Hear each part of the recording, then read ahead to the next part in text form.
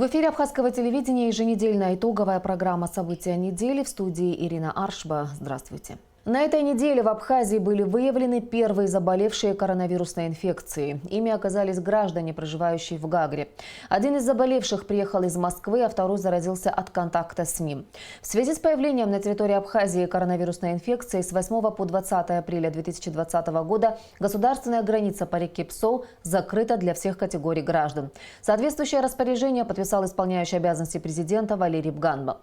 Запрет не касается работников дипломатических учреждений иностранных государств, аккредитованных в Республике Абхазия, военнослужащих погрануправления ФСБ России в Абхазии и Объединенной российской военной базы, а также граждан Абхазии, выписанных из медицинских учреждений иностранных государств и сопровождающих их лиц, новорожденных и их родителей при условии их обязательной самоизоляции и соответствующего медицинского наблюдения за ними. Кроме того, пересекать границу смогут водители транспортных средств, осуществляющих международные грузовые перевозки. Со дня введения в Абхазии чрезвычайного положения главную достоверную информацию мы получаем из оперативного штаба по защите населения от коронавирусной инфекции. Сейчас с последними новостями из штаба заместитель министра здравоохранения и социального обеспечения Алхаз Кунджария.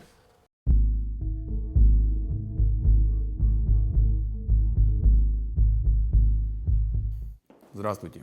Оперативный штаб по защите населения от коронавирусной инфекции продолжает свое вещание. Ситуация на 11 апреля следующая. За прошедшие сутки тестирование на коронавирус прошли 5 человек. У 4 из них результат отрицательный. Положительный результат теста на коронавирусную инфекцию выявлен у одного из гражданина, контактировавших с первыми двумя заболевшими. Заболевший 1925 года рождения на данный момент находится на самоизоляции под контролем специалистов. Состояние его расценивается как средней степени тяжести. Таким образом, на сегодняшний день в республике 3 подтвержденных случая коронавирусной инфекции. Первые 2 пациента продолжают находиться под наблюдением специалистов и получают всю необходимую терапию. Состояние их остается прежним, без отрицательной динамики.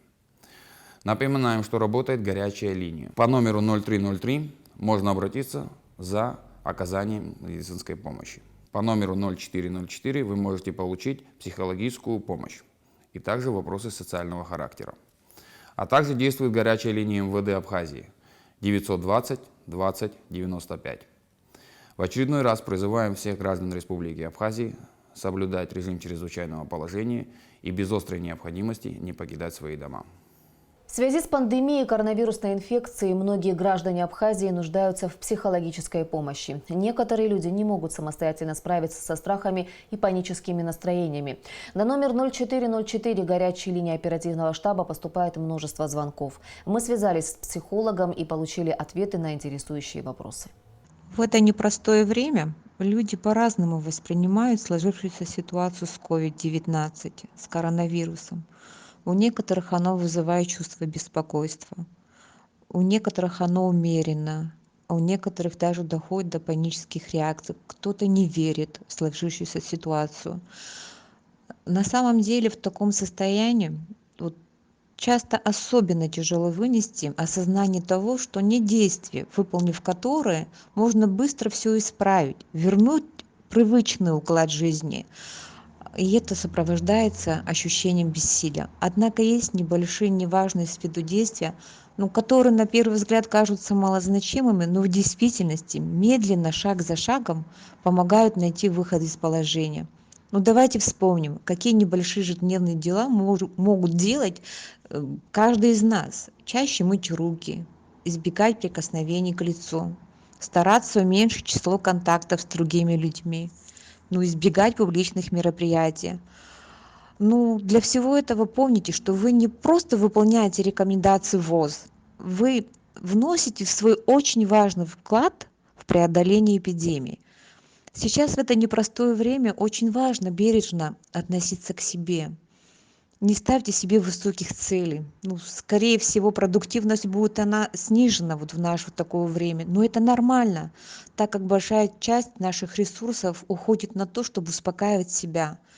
Даже если вы это не замечаете, но настороженность, контроль за соблюдением более жестких правил гигиены, постоянного внимания к здоровью, они утомляют.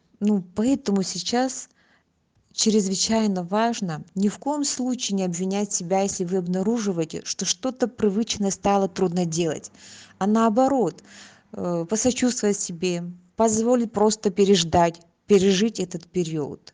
Каждый из нас должен взять на себя вот ответственность за себя, за близких. В повседневной жизни мы часто не замечаем и воспринимаем как должное то количество общения, которое у нас есть. А в момент вынужденной изоляции, как сейчас, это воспринимается особенно остро. И поэтому вот в это неспокойное время мы все по-разному реагируем на запреты. Некоторые могут смириться проще, другим сложнее. Необходимость не выходить из дома действительно является очень существенным ограничением и расценивается некоторыми людьми как покушение на их свободу, что может вызвать такой протест. Переживать эти ограничения и принимать их помогает понимание смысла ваших действий. Вы не просто сидите в четырех стенах, вы делаете важное дело для всего человечества. Боретесь с пандемией, замедляя ее распространение и помогая выжить многим людям, включая ваших родных и близких. Это, конечно, не просто, но в наших силах. Вот вместе, шаг за шагом, можно преодолеть многое. А для тех, кому тяжело, конечно, всем нам в нелегкое время на самом деле не могут позвонить на горячую линию 0404 и получить психологическую поддержку. Исполняющий обязанности президента Абхазии Валерий Бганба провел выездное совещание в администрации Гагарского района. В рабочей встрече приняли участие министр внутренних дел Рауль Эсмыр, члены координационного штаба по защите населения от коронавирусной инфекции. Подробности в репортаже Алики Трапш. Открывая совещание, исполняющий обязанности президента Валерий Бганба отметил, что мероприятия по борьбе с коронавирусной инфекцией были начаты в республике еще с 7 марта. С тех пор и по настоящее время соответствующими силами и структурами ежедневно проделывается необходимая работа по защите населения от коронавируса. Но несмотря на это, в Абхазии все же зафиксированы случаи заболевания. И нет стопроцентной гарантии, что количество инфицированных не увеличится. Сейчас заболевшие коронавирусом жители Гагры находятся под наблюдением медиков и проходят соответствующее лечение в Гудаутской ЦРБ. Валерий Бганба отметил, что необходимо локализовать очаг распространения инфекции. Именно с этой целью на территории Гагарского района был введен комендантский час. Помимо этого, руководством страны были введены новые дополнительные ограничительные меры передвижения граждан на всей территории Абхазии, которые подразумевают и введение штрафных санкций. По всей Абхазии с сегодняшнего дня введен режим особого порядка передвижения граждан и транспорта. То есть мы просим и уже силами силовых структур будем требовать от граждан просто так не кататься, не ездить. Будут ездить только те, кому разрешена работа. Но я хотел бы, чтобы и силовые структуры, и все вы, главы администрации, знали. Мы запретили работать общепиту всем сферам, начиная с Патской и заканчивая самым элитным рестораном. Мы запретили работать рынком, где наиболее контактов много. Мы запретили работать салоном красоты, парикмахерским, этим самым стоматологом. Ну, в распоряжении все это есть, где наиболее близкие контакты человека с человеком. Есть предприятия, которым мы не запретили работать, они должны работать, Абхазия должна жить, экономика должна быть. Поэтому, конечно, на первых порах я понимаю, что будут какие-то проблемы, Кязымович, но я думаю, что 2-3 дня оно утрется, тем более республика небольшая, мы все друг друга знаем. Если мы выдержим 10-12 дней вот такого строгого режима, я не сомневаюсь в том, что мы сможем уже начать ослаблять режим. Валерий Бганба напомнил, что государственная граница по реке Псов закрыта для въезда всех граждан, за исключением некоторых категорий. В рамках состоявшейся встречи было отмечено, что контролировать соблюдение гражданами режима чрезвычайного положения должны ответственные лица на местах, в частности, главы администрации и начальники подразделений правоохранительных структур. Особенно необходимо вести постоянное наблюдение за теми лицами, которые находятся в обязательной самоизоляции. Глава администрации, заместитель главы администрации, они должны контролировать каждого человека. Их немного, по Гагарскому району их немного. Ну, и может обновляться этот список, но уже не такими темпами. Здесь практически все села практически все села. Ну, около 140 человек, да, по-моему. Гагарская центральная районная больница принимает больных в штатном режиме. По городу работают 3 машины скорой помощи. 2 бригады выезжают только на вызовы с жалобами на наличие температуры, а 3-я обслуживает всех остальных больных. Все сотрудники работают в круглосуточном режиме. Как отметил главный врач Гагарской ЦРБ Вячеслав Аргун, основные проблемы лечебного учреждения сегодня – нехватка медицинского персонала и средств индивидуальной защиты. Температурящих больных всех привозят. Берем тесты, если это по показаниям. Берем тесты и каждый день мы направляем. Сегодня утром я направил 4. Значит, дозвонился предварительно с санэпидстанции республиканской. Они, значит, сегодня суббота, все равно они работают. Ответ будет к 4 часам. Теперь, что касается вот эти 2 инфицированных, которые, особенно который этот сотрудник был дежурный, 2 анализа пришли отрицательные. Но это точно не говорит о том, что 100% нет, потому что там интубационный период 14 дней. Последний день надо делать анализ. Значит, сейчас эти анализы тоже не 100%. Всем надо делать КТ. Там осложнение, которое идет, это пневмония. Пневмонии на КТ точно можно установить, это коронавирус или просто воспаление. Как сообщил участникам встречи главный санитарный врач района Геннадий Званбая, с заболевшим коронавирусом жителем Гагры контактировало порядка 24 человек. В данное время все они находятся под постоянным наблюдением. Следует отметить, что у 2 из них была замечена повышенная температура. Однако тесты на коронавирус оказались отрицательными. Но здесь, если учитывать мнение Вячеслава Аргун, даже повторные тесты могут показать ошибочный результат. В рамках совещания также были обсуждены вопросы соблюдения в районе комендантского часа и работы стационарных милицейских постов. Здесь стоит подчеркнуть, что на Бзыбском и Мюсрецком постах в усиленном режиме дежурят сотрудники правоохранительных структур. Они следят за соблюдением гражданами режима чрезвычайного положения и комендантского часа. В завершении рабочего совещания исполняющий обязанности президента Валерий Бгамба отметил, что в течение 10 дней станет понятна общая картина ситуации с распространением коронавирусной инфекции в Абхазии. Если динамика заболеваемости останется на прежнем уровне, то после 20 апреля, возможно, режим чрезвычайного положения будет отменен, а ограничительные меры поэтапно сняты. Аля Катрап, Степан Мартиросян для событий недели. В связи с угрозой распространения коронавирусной инфекции с 28 марта в Абхазии объявлено чрезвычайное положение и введен запрет на работу всех рынков, кафе и общественного транспорта. Из-за таких ограничительных мер многие столкнулись с финансовыми трудностями. Особенно страдают жители сел, которые живут за счет реализации собственной сельхозпродукции. Репортаж Саида Джарсалия. После закрытия Сухумского центрального рынка на карантин продавцы сельскохозяйственной продукции уже более 10 дней не могут реализовать свой товар. Для многих из них это единственный способ заработать, чтобы купить жизненно необходимые продукты питания. Поэтому они, находясь в безвыходной ситуации, игнорируют меры предосторожности и выставляют свой товар на пешеходной стороне улиц около рынка. Представители силовых структур уже несколько дней проводят профилактические беседы с продавцами-нарушителями, но безрезультатно. В итоге 8 апреля с 5 часов утра сотрудниками УВД города Сухум совместно с представителями Управления по борьбе с экономическими преступлениями и специальным отрядом быстрого реагирования был заблокирован отрезок улицы Гулия и Вардания. В соответствии с распоряжением исполняющей обязанности президента были указы, которые непосредственно регламентировали работу о запрете мест торговли, сбора большого количества людей, в том числе и вот наш Сухумский городской рынок относился к этому числу закрытия объектов. Как видите, общественный транспорт у нас на сегодняшний день не ходит. Почему? Потому что там тоже большое скопление граждан. По истечению времени наши граждане начали торговлю на проезжей части, на тротуарах. Это и в простые дни вне распоряжения это антисанитарийно, а в такие дни это смерти подобно. Тем более еще в этом положении, когда такое заболевание, как коронавирус, если вам известно, да, вчера было выявлен факт в Гагарском районе, задолго до этого было выявлено в Галицком районе 2 случая. Мы, как знаем, инкубационный период заболевания, коронавирусное заболевание около 15-20 дней. Человек, не подозревая этого, может быть разносчиком этой болезни. Большое скопление граждан на рынках, в общественном транспорте, в других местах – это большая опасность для всего нашего населения. Конечно, и в связи с этим было принято решение.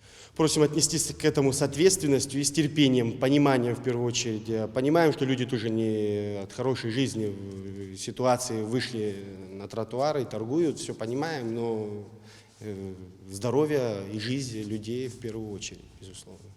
Продавцы, которые уже не первый год торгуют на территории рынка, относятся с пониманием к введенным мерам в связи с карантином, но в то же время отмечают, что для них эта работа – единственный источник дохода. Обстановка, конечно же, чрезвычайно тяжелая. Да, мы понимаем, что карантин, нужно его соблюдать. Мы тоже боимся, приостерегаемся.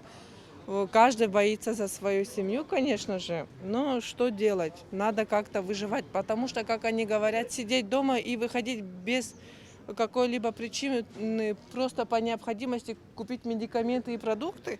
Но чтобы это купить, надо тоже на это заработать, правильно? Страшно, конечно. Не дай бог, чтобы здесь проникнул этот коронавирус. Не дай бог, я никому этого не желаю. Но нас тоже надо понять. У кого-то зарплата есть? Да, они могут выживать. Но у сельских, поверьте мне, этого нету. Поэтому что делать? Мы вынуждены приходить сюда, стоять здесь каждый день с утра до ночи. И чтобы заработать на кусок хлеба, потому что нету другой возможности. Многие из сельчан специально вырастили овощи и зелень к сезону в больших количествах, чтобы продать и заработать какую-то сумму. С закрытием рынка у них просто не осталось места для реализации своей продукции. Жительница Сухумского района Тамара Тарасян отметила, что торгующие здесь люди не являются перекупщиками.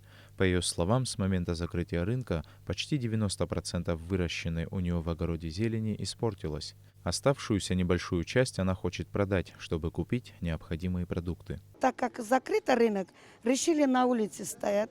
То, что есть, из дому мы приносим, мы не покупаем. В основном люди приносят из дому свой товар. Вот, например, я посадила 600 килограмм лука, она растет уже. Его надо уже выбросить, скосить и выбросить. С одной стороны, хорошо, что, конечно, рынок закрыт, но с другой стороны, тоже люди хотят кушать. На что продукты как покупать, допустим? Нет у людей денег. Сельчане, которые вынуждены прекратить торговать возле рынка, осознают всю серьезность ситуации с карантином в республике, но в то же время просят обратить внимание на тех, кто живет за счет подобной деятельности. Саид Жарсаля, Степан Мартиросян, Эльдар Дамиров, Абхазское телевидение. Кризис бизнеса и предпринимательства в целом – один из рисков, который необходимо предусмотреть в условиях карантина. Согласно статье 62 Конституции Абхазии, для поддержки малого и среднего бизнеса в период действия чрезвычайного положения на территории республики обозначены определенные меры. Декрет, предусматривающий их реализацию, 2 апреля подписал исполняющий обязанности президента Валерий Бганба. Позднее было подписано отдельное постановление об освобождении от уплаты ввозной таможенной пошлины определенных видов товаров. Помогут ли подобные послабления налоговой дисциплины бизнесу? Амелия Бисмарк разбиралась в теме. Декрет о поддержке малого и среднего предпринимательства подписан с целью минимизации негативных экономических последствий в период чрезвычайного положения. В рамках документа этой весной предусмотрены определенные налоговые послабления. Принят декрет о мерах поддержания субъектов предпринимательской деятельности, в которой речь идет об освобождении от уплаты налогов категории налогоплательщиков, уплачивающих налоги на специальном режиме налогообложения и патентной системе налогообложения. Согласно декрету освобождаются от уплаты налогов на период с 1 апреля по 31 мая, то есть это 2 месяца. Хочу отметить, что это самая многочисленная категория налогоплательщиков. Естественно, это повлечет за собой недополучение определенных сумм налогов по итогам 2 квартала. Меры, предусмотренные в декрете, положительно повлияют на деятельность бизнеса, но их недостаточно. Подобное мнение высказывает председатель Ассоциации предпринимателей Абхазии. Сейчас на грани полного кризиса находятся малый бизнес и микробизнес, подчеркивает Вячеслав Библая. В этих условиях бизнес несет очень колоссальные потери. Вот этот декрет, который был принят, подписан, по-моему, 2 числа, Валерий Рамшохович подписал. Декрет, он называется «Декрет о мерах помощи, оказания помощи предпринимателям». он оказался немножечко половинчатый. То есть вот буквально под это дело попал только крупный предприниматель, а все остальные под нее не попали. Ну, я считаю, что еще раз нужен большой комплекс мер для того, чтобы поддержать наших предпринимателей. Не только это, то есть я считаю, что нужны какие-то каникулы, значит, налоговые, это обязательно. Выравнивать ситуацию с бизнесом Ассоциация предпринимателей планирует вплотную сотрудничая с Кабинетом министров. С пониманием относимся к этому ко всему. Просто есть сложности. Сложности опять-таки в том, что не все смогут выдержать сроки. То есть мы же не понимаем, когда это закончится. Да? Вот мы знаем, что сейчас там продлили до 20 числа, да, там, не знаю, до конца месяца, а может еще месяц протянет. То есть не все смогут вытянуть. То есть мы же должны содержать еще своих работников. То есть мы вынуждены платить заработную плату. Это все очень сложно. В правительстве также издали постановление об освобождении уплаты ввозной таможенной пошлины отдельных видов продовольственных товаров первой необходимости и медикаментов. В таможенном комитете рассказали, что предполагаемые убытки по данной статье в рамках апреля составят около 9 миллионов рублей. Однако специалисты считают эту сумму некритической. Постановление о временном освобождении определенных групп товаров от уплаты таможенной пошлины. Речь идет о продовольственных товарах и медикаментах. Существенно на результаты работы Министерства по налогам и сборам, на суммы налогов, администрируемые Министерством по налогам и сборам, не повлияет. К слову, в месяц в республику из России завозится продуктов питания на сумму около 350 миллионов рублей. Ввозная пошлина на большую часть из них составляет 1% от таможенной стоимости товара. Подсчитать все убытки по поступлениям в государственную казну более точно можно будет по окончанию действия чрезвычайного положения. Амелия Бисмарк, Саид Барчан для событий недели. О том, что бизнес Абхазии несет большие убытки, а для некоторых предпринимателей ситуация с пандемией коронавируса может стать фатальной, говорит и президент торгово-промышленной палаты Тамила Мирцхулава. Как помочь бизнес-сообществу в этой ситуации и какие меры можно предпринять? Президент ТПП поделилась своим мнением по этому поводу в интервью нашей программе. Очень рано давать предварительную оценку о сложившейся экономической вообще ситуации, том экономическом уроне на весь бизнес нашей республики. Но однозначно, что экономический урон, сложившаяся ситуация, которая сказалась на всех сферах предпринимательской деятельности, особенно в частности на малый и средний бизнес, то есть микробизнес нашей республики, он очевиден. Дело в том, что у нас в республике есть предприятия, которые имеют дополнительные финансовые обороты, и, конечно же, минимизировать издержки им удастся. Но есть предприятия, которые полностью закрыты, предприятия, которые не в полном объеме осуществляют свою деятельность. Им, конечно же, будет очень сложно, тем более выплачивать заработную плату сотрудникам. Пострадали индивидуальные предприниматели, то есть частный сектор. У нас есть объекты, численность сотрудников, которых достигает до 15 человек. У них нет никакой финансовой подушки безопасности. Как им быть? Кто им поможет в этой ситуации? Очень важно, чтобы курортный сезон состоялся, потому что от этого будет зависеть финансовое положение не только государства в целом, но и в первую очередь граждан, населения нашей республики. Поэтому мы, как и все остальные, очень обеспокоены и переживаем за бизнес нашей республики. И для нас не безразлична судьба всех предприятий, неважно, это малый, средний бизнес или крупный. Меры, которые были предприняты молниеносно государством, они, конечно же, положительно влияют на деятельность нашего бизнеса, но, к сожалению, не на весь бизнес нашей республики, а на отдельно взятых категорий предпринимательской деятельности. На наш взгляд, необходимо сегодня предпринять меры, которые будут охватывать весь бизнес. Поэтому мы предлагаем в случае продления режима чрезвычайного положения и даже после его отмены сроком на 1 месяц освободить весь бизнес нашей республики от уплаты таможенных и налоговых платежей вплоть до временной уплаты отмены ввозного НДС.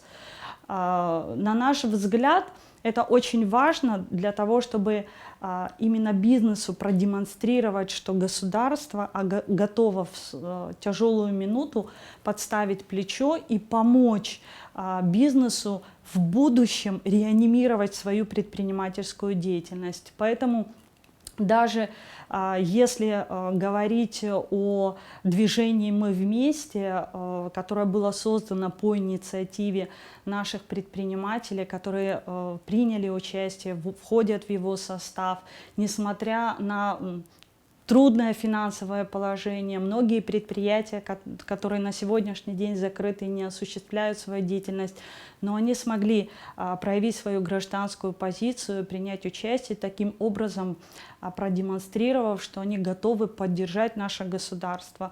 Мы прекрасно понимаем, что государство оказалось в растерянности в такой ситуации, и у государства нет дополнительных средств, чтобы поддержать бизнес, нет возможности для того, чтобы компенсировать эти издержки.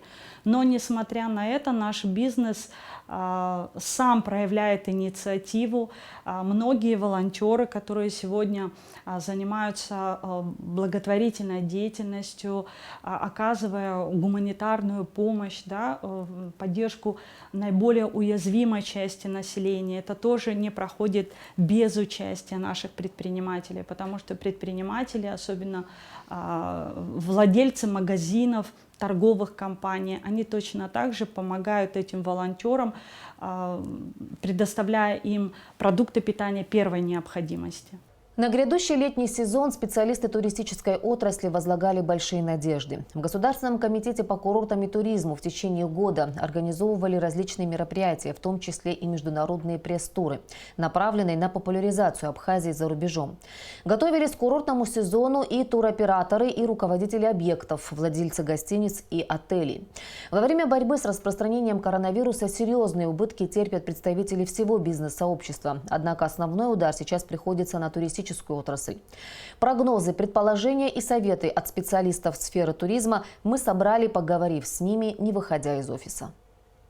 Прямые налоговые поступления в бюджет Абхазии от туристической отрасли составляют около 400 миллионов рублей в год. Как сообщают в Госкомитете по курортам и туризму, в сфере постоянно работают или имеют к ней отношение порядка 80% населения страны.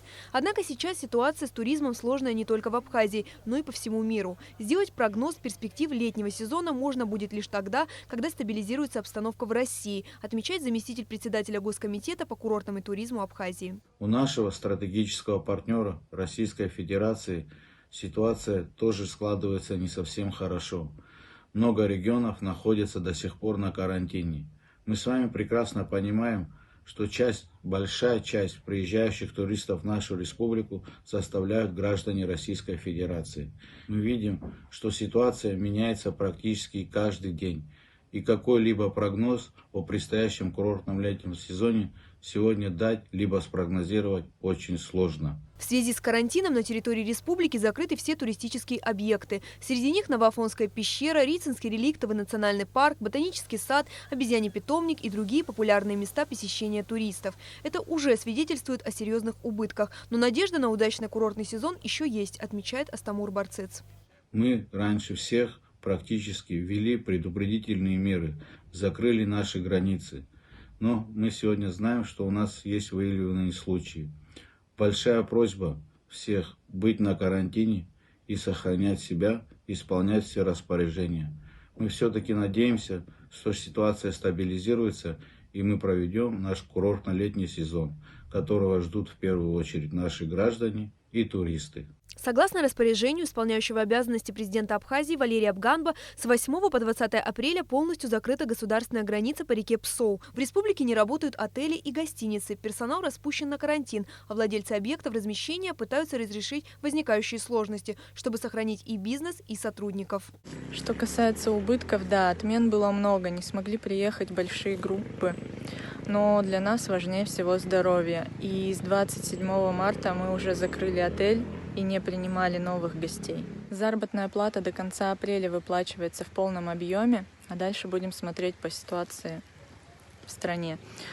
Сокращать мы никого точно не планируем, так как у нас уже сплоченная команда, и мы всегда друг друга поддерживаем. Кризисы и сложности есть всегда, нужно быть готовыми к ним.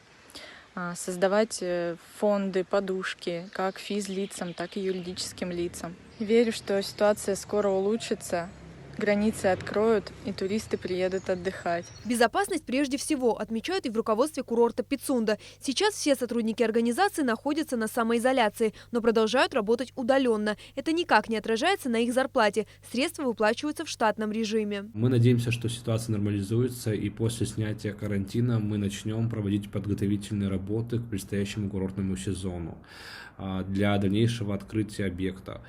По вопросу убытков пока очень сложно что-либо говорить, так как все зависит от начала запуска объекта и финансовое состояние туристов. Нам были отменены ранние заезды, которые планировались еще в декабре 2019 года. Это на март и май месяц. На основной заезд туристов с начала июня месяца пока все как и было, без изменений. В подобной ситуации главное не переставать контактировать со своими постоянными и потенциальными клиентами. Общаясь с людьми, легче прийти к общему знаменателю, отмечает менеджер объекта. Мы внимательно следим за туристами, которые планировали отдохнуть у нас, и на нашу рабочую почту и в социальные сети очень много вопросов задают туристы. Мы оперативно отвечаем им, и такой паники среди планирующих отпуск в наш курорт пока еще нет.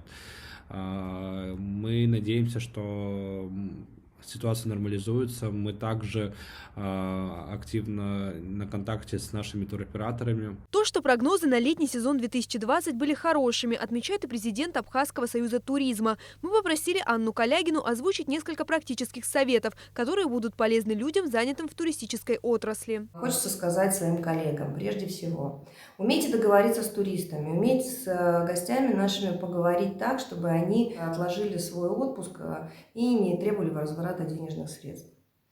Это первое. Нужно написать им, конечно, очень красивые, добрые пожелания и слова, письма разослать и как-то поговорить с ним в таком добром русле. Ну, естественно, если этого не получается, то, как делаем, в принципе, мы и мои коллеги, мы пишем письма отсрочки. То есть хотя бы на 3-4-5 месяцев отсрочку платежа возврата.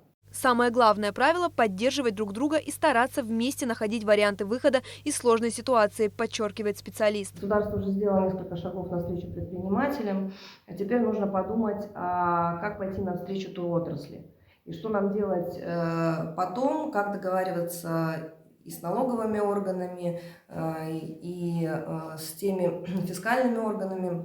Нам необходимо всем вместе собраться и обсудить очень многие вопросы и проблемы для того, чтобы поднять отрасль опять хотя бы до того уровня, на котором она была. В целом, как отмечают многие специалисты, туристическая отрасль после мирового карантина не будет прежней. Сейчас необходимо продумывать и предлагать новые форматы работы, которые будут успешно функционировать в республике на фоне всех экономических изменений.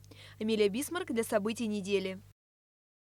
Из-за карантина многие образовательные учреждения Абхазии перешли на дистанционное обучение, в котором педагог и учащийся взаимодействуют посредством интернета. Где и как проходит удаленная учеба, в чем ее плюсы и минусы, разбиралась Эсма Голанция. Мировая пандемия поменяла привычный уклад во всех сферах жизни, в том числе и в образовании. Вот уже третью неделю из-за объявленного карантина учеба в школах Абхазии приостановлена. Образовательные учреждения пустуют, дети сидят дома. Как вы видите, здесь непривычно тихо и пусто. Дети не бегают по коридорам, не толпятся в столовке. Ни звонков, ни уроков. Однако учебный процесс не остановился. Педагоги и учащиеся теперь встречаются на просторах интернета. Выучить азбуку через мессенджер или сложить десятичные дроби онлайн. Теперь дистанционное образование доступно и в Абхазии. В соответствии с расписанием школьники ежедневно получают задания по интернету, которые необходимо выполнить и отослать педагогу. Процесс также включает видеоуроки, онлайн-чат с преподавателем и использование различных обучающих сайтов. В этом классе мы каждый день с Любовью Владимировной, это педагог 2 класса, и также она учитель математики в 5 классе, мы снимаем видеоурок с новой темой. Дальше я загружаю на наш YouTube-канал это видео и отправляю ссылку ученикам данных классов. Так выстраивается работа ученика и школьника ежедневно. Дети выполняют ежедневно урок. Это так же, как если бы они сидели в классе, новая тема на доске, учитель объясняет, и в конце урока дается домашнее задание. Эти домашние задания все фотографируются, отправляются или педагогу, или классному руководителю. Большая ответственность сейчас лежит на родителях, потому что нужно следить за процессом, участвовать и быть в ежедневном контакте с педагогом. Конечно, для педагогов переход на дистанционное обучение оказался непростым. Однако они всеми силами стараются продолжить привычные уроки в онлайн-режиме. В силу последних событий я провожу онлайн-уроки с учащимися. Они нам дают возможность проверить учащихся, опросить, проводить те или иные задания в онлайн-режиме. Конечно, закрепить хотя бы то, что мы прошли. Но онлайн-уроки имеют, конечно, и минусы. Они заключаются в чем? Нет близкого контакта с ребенком. И касательно моего предмета, конечно, сложнее проверять письменные задания. Но благо, что есть возможность хотя бы так работать с детьми и проверять то, что они знают, и это помогает им не забыть то, что мы прошли. Абхазским студентам тоже не стоит расслабляться. Учиться пусть и не в стенах университета, но все-таки придется. По примеру большинства вузов всего мира, Абхазский государственный университет также включился в процесс дистанционного обучения. Проводится целый ряд мероприятий. Вот в первую очередь это онлайн-лекции.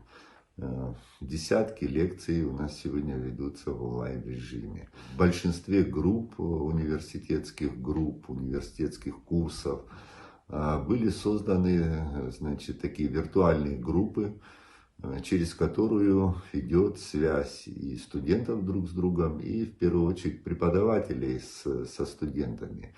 Передаются им задания, студенты в свою очередь готовят рефераты и имеют возможность их переслать преподавателю. Возможность обучаться дистанционно – привилегия не только школьников и студентов. Самообразование давно доступно для любого человека, у которого есть доступ в интернет. Если, например, вы хотите освоить или подтянуть иностранный язык, карантин для этого – самое подходящее время. Можно работать с любого места и всегда выглядеть профессионально. На лекцию никто не опаздывает, так как с помощью мобильного приложения можно подключиться к занятию даже с мобильного. Онлайн-обучение позволяет выбрать не только время и место удобное, а также выбрать свой собственный темп обучения. В любое время можно связаться с преподавателем по чату, по почте или аудио-видеосвязи. Таким образом, в Абхазии сейчас активно вводятся методы дистанционного обучения, без которых в ближайшее время явно не обойтись. Конечно, это временная мера, однако, возможно, такой формат приживется надолго. Эсма Голанзе, Константин Парулуа, Абхазское телевидение. И в завершение сегодняшней программы последние данные о заболеваемости коронавирусом в Российской Федерации. За минувшие сутки в России выявили 1681 случай заражения коронавирусом. Всего на сегодняшний день в России зарегистрировано 13 610 случаев. Выздоровели 1048 человек, 107 летальных исхода, сообщает оперативный штаб Москвы по борьбе с распространением коронавирусной инфекции. В Краснодарском крае количество зараженных за сутки увеличилось на 13. Возраст новых пациентов от 2 до 59 лет. 7 случаев зафиксировано в Сочи, 4 в Туапсе, в том числе 2-летний ребенок. 1 заболевший выявлен в Краснодаре и 1 14-летний подросток в Геленджике. Среди пациентов 6 женщин. В настоящий момент в Краснодарском крае 138 человек с подтвержденным диагнозом коронавирус. 3 пациента умерло, 6 находятся в тяжелом состоянии. У 39 заболевших состояние ухудшилось до средней степени тяжести. 25 пациентов выписано с выздоровлением. Такими были события уходящей недели. Какими они будут, мы обязательно расскажем в следующей программе. Всего доброго.